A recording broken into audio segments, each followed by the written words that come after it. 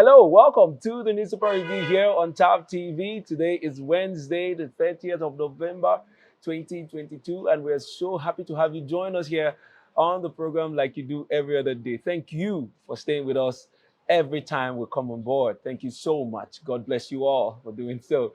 All right, I'm here on the program with Mr. Victor Sioku, our current affairs analyst, and Thank you, together sir. we are going to go through these papers. Thank you, sir. We're going to analyze the headlines, and of course, we want you to also be a part of this by dropping your comments right there on the comment section. But if this is the first time you're seeing this video, don't forget you need to subscribe to stay connected. So go on and subscribe. Yeah, just click on the subscribe button.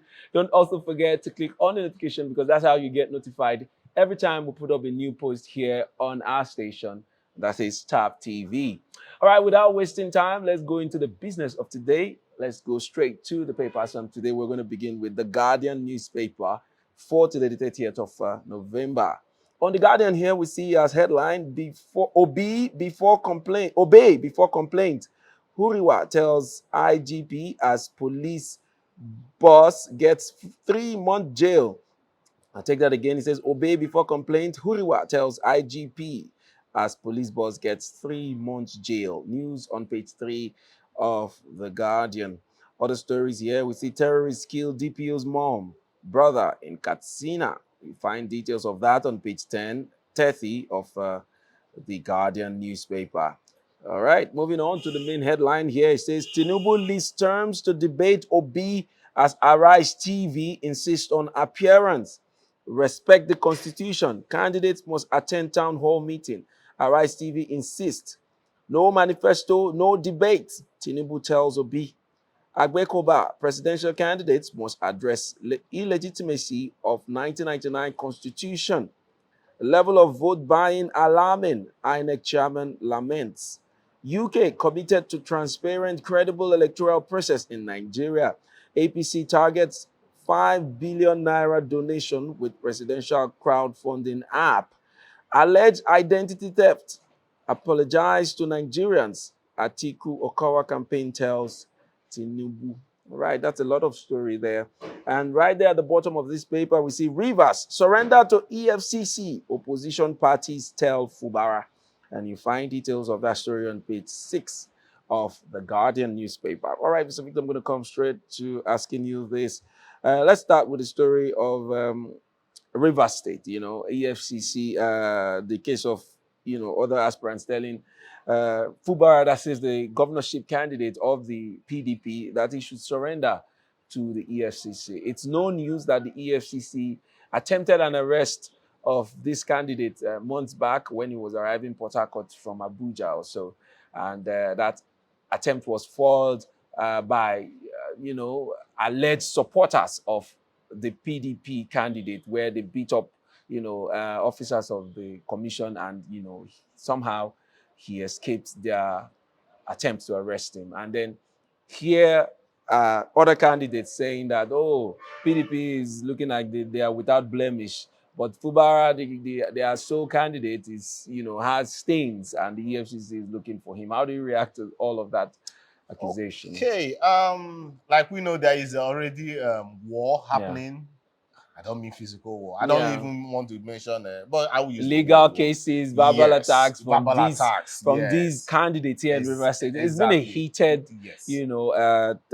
environment here leading up to the election. It's been really fire for fire. Yes, and from what is happening, you find out that much of the fire is coming from my point of view. Most of the fire is coming from the governor and the PDP. Yeah. Because let me mention a few with respect to their them gathering for campaigns. So there are some executive orders, 21 and 22. When it comes to gathering of doing campaigns, then what about their offices, their campaign offices? Okay, so you see that there are different tactics. I call it tactics. That the governor and the PDP are playing. Right now, it seems that the opposition parties are no longer cowards because they have now gathered to come together to strike. What are they doing? They've gone to the court to pray that the court arrests not just EFCC. the court should go ahead and send an order for an arrest so that Fubara will be arrested. And they've ordered, they've prayed to the court to direct the Attorney General of the state to release documents pertaining to this alleged fraud. What are they talking about? EFCC, what are they talking about with respect to EFCC? EFCC is saying that, see, there is a case of 117 billion naira fraud that was spearheaded by the Accountant General of Rivers State, being similarly Fubara, the current PDP Guba candidate for Rivers State. I think right now the governor should be a bit worried. Okay, yes, but some other persons will say, okay, yes, he has the judiciary in his palms. Yeah. Okay, but you cannot also tell me that the judiciary do not know that the governor still has his own limits.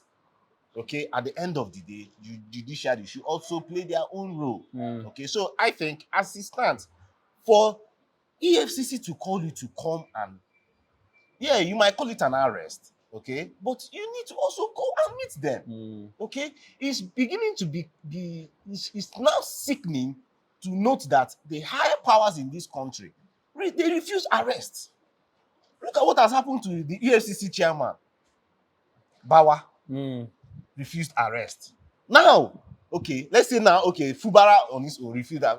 Just yesterday, another report has come out that the IG, Inspector General of Police, Akali, has been ordered to go to prison to serve 3 months. And you know that will not happen. So you just begin to wonder, is it that we have a legal system that is a caricature? Is it about, are we talking about Cartoon Network here? That judges, some people are now above the law. Yeah, judges will make an order and they will not care, especially people in a high position. But if someone that's gone out to maybe steal orange or steal something on the street, person will go and suffer. Jail, you must go and suffer for your crime. So what is happening in this case? And we're talking about billions of naira, my brother. This is not just 1 naira. And let him go and answer the case. Yes, because you know he's as he's being called at the moment, the incoming governor of Rivers State. And if you're coming in with somewhat an unclean slate, where it looks to a lot of people as if you have a lot to hide. So every time, you know, that they call you to answer to some questions, you're running away from the law.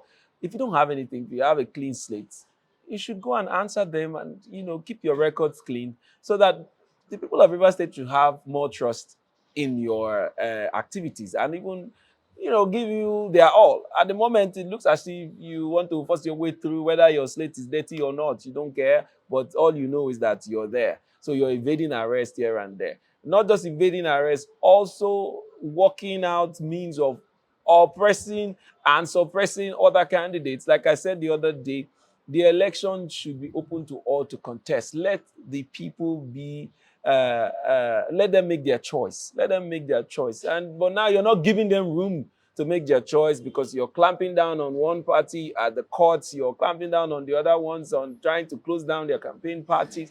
I mean, it is not just a fair challenge anymore. It is now totally unfair to a lot of people because how is it possible that all the political parties were dragged to court? All the, forerunners were dragged to court. And then it is one party that dragged all of them and is keeping them at the court, even attempting to remove some of them from the ballot paper. This has been done before. The whole world was quiet about it. And now the slight resistance that they are sensing from the other, candidates, it's been, threatened, and they are telling them, if you try this, we will do this. So it's a very heated politics here in Rivers State. Yeah, want to add? Yes. One more thing I also want to talk about the PDP and the current governor of the state, His Excellency Nyesom Wike. Yes, no two ways about that. I love Nyesom Wike. Okay, he is Mr. Project. Yeah, you can't take it out from him. But I also want him, in terms of fairness, and he's been going head on with the PDP, the national Working Committee of the PDP. He's been going head on with them with respect to what has happened to Ayu, that Ayu made a proclamation that he has not fulfilled. But also, okay, he is also, mind you, he is also coming from the part that, see, if the presidential candidate is coming from the north, the national chairman of the party should not be coming from the north too. But now, let me tell you, do you know in this River State that Fubara and the leader of the party, the chairman of the party, are from the same senatorial district? Okay? Well, I know later, when the time comes, we will split it and digest it very, very well for our viewers to know. So what am I saying? Okay, now in terms of the electionary process, allow these people to have a free place to perform. Exactly. You already see. I mean, it's a contest. Like, they should all come out. Mr. Bule, I am not trying to campaign for the governor. It is obvious that the PDP have the strongest structure in River State. Yes. Them losing the election is like, for me, it's like dividing the Red Sea. Oh, a cow passing through the eye of the needle. Okay. I mean, it's you know, like you rightly said, River State is PDP. And I don't know which magic they want to. They have from the legal side, from powerful structure here the structure in River State to win every and any kind of election. Yes. So why trying to clamp down on these other opposition parties? It is just, I mean, I don't enjoy it. It's not a fair play. And I mean, if Wike has a lot of might, I know that. But what he's doing now is like a lion having to challenge a puppy. I mean, why do that? Why don't you allow these puppies to flex their muscle? Look at yesterday that TAF TV through Siri covered the commission, Road Commission. You see people happy. You see Rokoku people very happy and glad. That road is too important. Yeah. You know that road? Yes. Very important. Yeah. That you can just avoid all those what do you call it? Rokoku, Igrita traffic. Yeah. You just bypass yourself to the airport and all of those other areas. So you cannot tell me that you've done this project. People are seeing it. These are changes, like Amechi will say, changes that you can see. Yes, you can feel it. You can feel them. It's not by talking on paper. You are seeing them. People have seen that the PDP in River State are doing a lot. That's enough for the PDP to win the election here. So why don't you allow the other party, the SDP, the ADC, the Labour Party, allow them? Yeah, I think so too. They should allow them to play their politics. All right, let's move on to another story on The Guardian, and that will be Tinubu lists terms to debate as Arise TV insists on appearance. So Arise TV has this series, the town hall series that, of course, we know that the presidential candidate of the APC didn't come, and that caused a lot of reaction from people. Even the PDP sent a deputy, that's the vice president, that's where. Now they're coming up with a debate series where they will have candidates come up to debate. And we see that right from the arrangements already, or the preliminaries leading up to the debate, the APC presidential candidates already rolling out a list of terms and conditions on why he would appear. And one of those is that Peter Obi must have a manifesto. And the question raised in my head is, how come the Labour Party doesn't have a manifesto? And why? What could be behind that? I mean, for somebody like the Labour presidential candidate, Peter Obi, that is so popular at the moment and seems to be like the favorite of Nigerians, how come he doesn't see the need or the usefulness of a manifesto? If you ask me now, who I would ask? It's shocking me, because I wonder, because he's a man of capacity. Why don't you find a way and just, if it's meaning pulling out 1 week, throw out that document? Because at the end of the day, we also, yes, I use the word throw it out, but at the end of the day, yes, these are documents that we'll use to judge you. Yes. Not just by mere rhetoric. So with this, people are beginning to look at him like, this man, you sound really sweet, intelligent, smart, and all of that, but do the right thing. Yes. Do the right thing. Don't leave any stone unturned. Yes, I think the call is too much for him not to just... Why wouldn't he just release his manifesto? If persons like Atiku, in fact, other major parties... All the other parties have their What is there to release your manifesto, Mr. P2B? And then he comes out to sound so well, put together. He knows what he wants to do. Yes. But then, if you know what to do, put it in writing. Let people have it. Let us hold it and know what to hold you accountable for. Because we can easily forget the pressures of the economy of this country can make you forget things people say.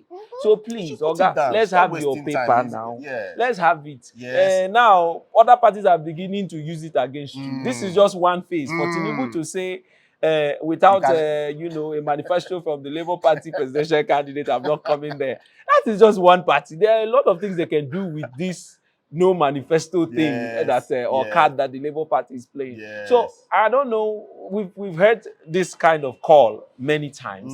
It's been out there for them to put it out. So I don't know what's slowing them. I don't know. But another thing, yes, the PCC, that's the Presidential Campaign Committee of the APC, are going hot, are blowing hot on the Labour Party to release their manifesto. But I need to also say this: the section, the debate section will be happening this weekend, okay, on the 4th. But do you know, even with all these statements that the APC are making, their head man, Tinubu, will not even be in Nigeria this weekend. Okay, yeah. Tomorrow is Thursday. He'll be at Bayelsa. From Bayelsa, he's traveling out, yes, and he will suspend the campaigns for a week or two or so. So them coming out with this that Tinubu should go and Obi should go and so it's just an excuse. To me, it's an excuse. He's going to Chatham House. He'll be in the US. Oh, have you heard about the pictures that came out? No. Okay, the pictures from pictures of Tinubu and the US President Biden. Okay. Okay, came out, and well, it was in quotes photoshopped. I don't know what they did to that picture, but it was just looking so real. So it was obviously doctored. It was fully doctored. Okay, and guess what he said? He said that the obedient family are the ones that doctored that picture. But yes, he'll be at Chatham House to tell the whole world his roadmap come 2023 if he becomes president. Oh well, let's see how it interesting times ahead. We hope that all of this will be resolved, and I can't wait to see this debate. If you're out there, ensure that you follow this debate series so that you get to know the candidates in and out, what they plan to do, and how well they're following up with their plans. All right, that's that on the Guardian newspaper. We're going to go into our next papers, but that will be after a short break. When we come back, stay tuned. We'll jump into the next two papers. Now that you have registered for your PVC, it doesn't stop there. Ensure you pick up your PVC. Be alert. Join many Nigerians to vote credible leaders that will change the tide of this nation. Do not sell your vote. Remember, this is our future. Your vote is your voice. This message is proudly brought to you by Thav Media Limited. All right, welcome back from that break. We continue our newspaper headlines here on the Newspaper Review from this day newspaper for today, the 30th of November, 2022. And here on this day, we see Buhari canvasses tight security around borders in Lake Chad Basin. Says weapons, fighters from Russia-Ukraine conflict compounding war on terror. Nigeria spent over $209 million on MNJTF in 6 years. Maintains task force has indeed become a model to conquer challenges. All right, moving on to other stories here. You see, Arise, Town Hall, a constitutional media responsibility, urges candidates to attend. You find details of that on page 8 of this day newspaper.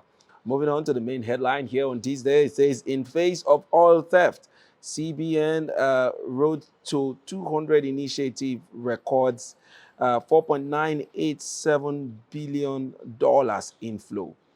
81 billion naira disbursed as rebates to exporters, says Emefiele. Pledges improved forex supply to non-oil exporters. All right, if you need to get details, of course, this day newspaper is where you will go to. So, Victor, I'd like you to react to the story. Yes, we know about the oil theft in the Niger Delta. It has continued so much, but CBN's road to 200 initiative, $200, Abi? $200 million, billion dollars initiative has recorded already $4.987 billion dollars inflow already. Isn't that a record-breaking Yeah, achievement? yeah, record breaking. When you go back to last year, this has done about 50% from what happened last year. Yeah. And yeah, the non-oil sector, Yeah. which we know that we can't just wait to fully diversify our economy. Okay, over the years, you find out that agricultural products have been doing well with respect to the non-oil sector, and you now also have, okay, let me even break it down better for our viewers now. In terms of monetary aspects, in revenue aspect, 300 billion goes for the oil, okay, followed by gas. Yeah. Gas usually they go around $5 billion, okay, and mind you, we have oil, we have gas. But now, what about the other sectors? Do you know that after oil, then gas, the next in line is dismantling of vessels? My brother, it really shocked me that even before you now start talking about maybe palm oil, you start talking about, another good product is sesame seed. Yeah. I never knew that Nigeria is making so much. In fact, we need to go and study back on how to export things and our targeted market. Because see, the major exports that we are doing, you see Brazil, you see India, we are the recipients. Yeah, you still have the US and the UK. But guy, the opportunities are endless when you come to non-oil sector. Now, these are physical non-oil sectors that we are talking about. What about intellectual? What about intellectual properties, rather? Are you getting that? The economy needs a whole lot of diversification to happen. That is why we are preaching till tomorrow that, see, we cannot just be only dependent on oil. Okay, and go to other side of the country or the world. Find out that, see, they're not just, come on, go to Denmark, go to Norway. These guys have gone more than this. We are just here, just dragging about oil. And, come on, come to think of it. What about our entertainment industry? Yes, you might say that they are thriving, but guy, we need to do more. And the market is massive. Yeah. Look at what just happened. Can you believe that just yesterday, you know about the Kim Kardashian and the Kanye West divorce settlement? Yes. Guy, Kanye West, an entertainer, right? He's going to pay the wife $200,000 That's a whole lot per month for child support only.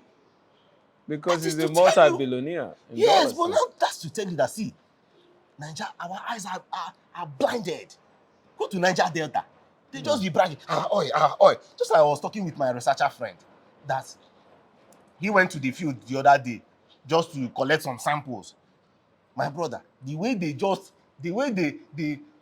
rounded them, like they are there to collect their oil.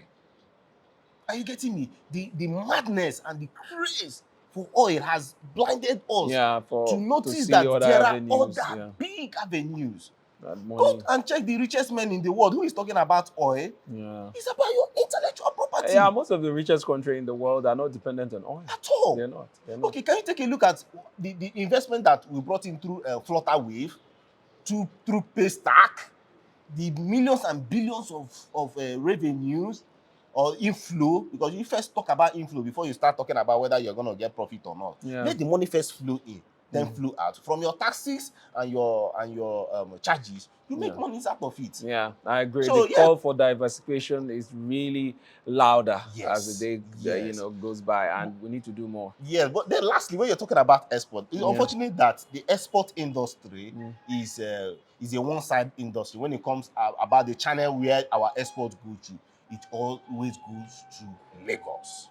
And you now wonder, what happens to other regions? Other ports. Where is it about woods go through Lagos? If you go to Shagamu, that is where they go. Everybody will be sending their woods down there first, then from Shagamu to now enter the shores and moves. But guy, Nigeria is a big country.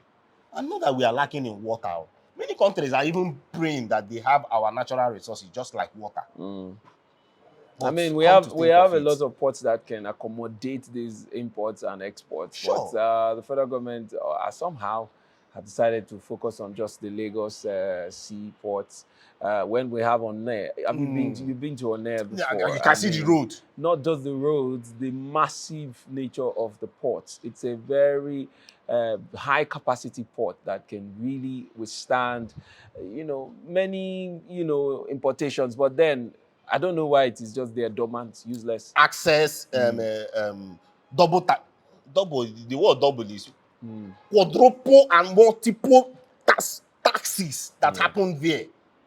It will scare you away. Yeah. Okay. What are even they talking? Yes. Oh, come on. I'm not trying to be sentimental here, but see, by fact, why we just be asking? Why is it that we know that Lagos is the business hub of the country? No two ways about that. But we don't stop you from not capitalizing or diverting the investment to other sectors or other regions rather. Okay, what is happening now? Okay, there is now the Lagos Lekki Express is going to be 6 lanes. Okay, almost completed. Now, they now also, just like the CBN governor was talking about yesterday, that there should be an avenue from Epe down to Ondo straight, so that people don't get into Lagos. They just from Ondo enter Epe, do whatever they are doing. The Dangote refinery, the fertilizer company, the Lekki deep sea port that has been completed, and they are waiting for vessels to come in, the first vessels to come in, so that they will more like a cut it tape or the other. So you find out that the focus has been Lagos. Whereas they have the capacity to reduce the There's pressure. Calabar. Yeah. There's Calabar, there's Port Harcourt. There's Port Harcourt. We have the Niger Delta region. There is Warri. So please. They should reduce the pressure and focus on these other areas. All right, we're going to take our last paper for today, and that will be Daily Sun newspaper. And on Daily Sun here, we have as headline, Iwanyanwu demands Southeast governors Ohaneze Pali over Enugu herdsmen attack. You find that story on page 6 of the Daily Sun newspaper. Moving on to all the stories here on the Daily Sun, we see Rivers will soon decide presidential candidate to vote. Wike speaking. Rivers will soon decide presidential candidate to vote. That story is on page 26 of the Daily Sun newspaper. As the main headline here, we see no amount of attacks will stop credible elections. INEC Commission's chair says machinery in place to replace burnt facilities. Other headlines on the Daily Sun, we see fresh trouble looms in varsities as ASU protests half salary, vows to withhold examination results. Details is on page 27 of the Daily Sun newspaper. And lastly, I'll take this one. It says, Governor Adeleke denies sacking workers, traditional rulers. Story on page 28 of the Daily Sun. And I'll take this too. It says, court sentences IGP to 3 months in prison for contempt. Page 4 is where you get details of that story. All right, Mr. Victor, INEC is on the news again, and this time they are saying to all those people that have been attacking their offices around the country that no amount of such attacks will deter them from giving Nigerians credible elections. What do you say to that? Tough times to the INEC. Yeah. It's just about less than 90 days to the election, and a whole lot is happening. Okay, and just like you mentioned, that if you notice the physical appearance of our current chairman, you find out that this man is going through a lot. Yeah. He's going through a lot. It's so sad. Well, yeah, he has also come out to say those PVCs that has been burnt, that they will be replaced. But it does not just end there. It doesn't end there. What about people's psychology? Okay, both your staff, both people around the INEC office, man. How do you heal those sides? Okay, not just about bringing out new fresh cards, but you also have to talk about the electorate. How will they feel come the election times, knowing that there is so much insecurity around this zone, anything can happen.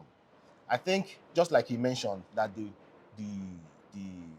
Nigerian police should come to their aid. Okay, they should do more. At least right now, secure it their is now facilities, obvious that some elements are out there attacking INEC infrastructure and their amenities. Why don't you go out and fortify their areas? Any place INEC has equipment or building and all that, Go ahead. Throw in your troops. Let them fortify those places. We have just few months to go to the election. And we cannot afford to have INEC offices being attacked here and there. We don't need that. No People's PVCs, they're supposed to be picking them up now for the ones that are newly registered. But you cannot have these PVCs being burnt off.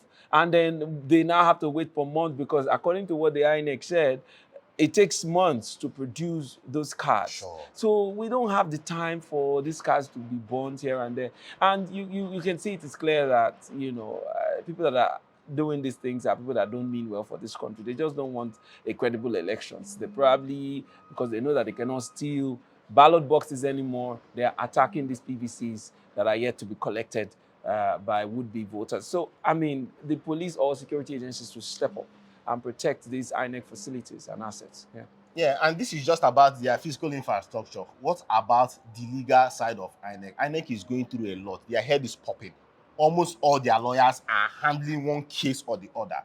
Okay? Oh, just recently, tavmedia.com, we are able to publish the Electoral Act because it's now a trending thing that people just also want to know what is this about the Electoral Act. Because people are looking for different loopholes to go hard on INEC, okay? So it is a whole lot of fight for them, both in physical infrastructure, both in legal. I just pray they come through this before the election. Yeah, make sure you check on tabmedia.com to get, the Electoral Act. Just click, look for the website, and then, of course, lay your hands on that electoral document so you get to know what the activities of INEC is, and when these matters come up, you know what they are talking about. All right, but that is all we'll be taking today, and that's where we'll draw the curtain. I want to thank you so much for making it to the program once more, and to our viewers for staying up to this time. We thank you so much. God bless you all. But till next time we come your way here on the Newspaper Review, you stay well and stay safe. My name is William Savule. See you next time.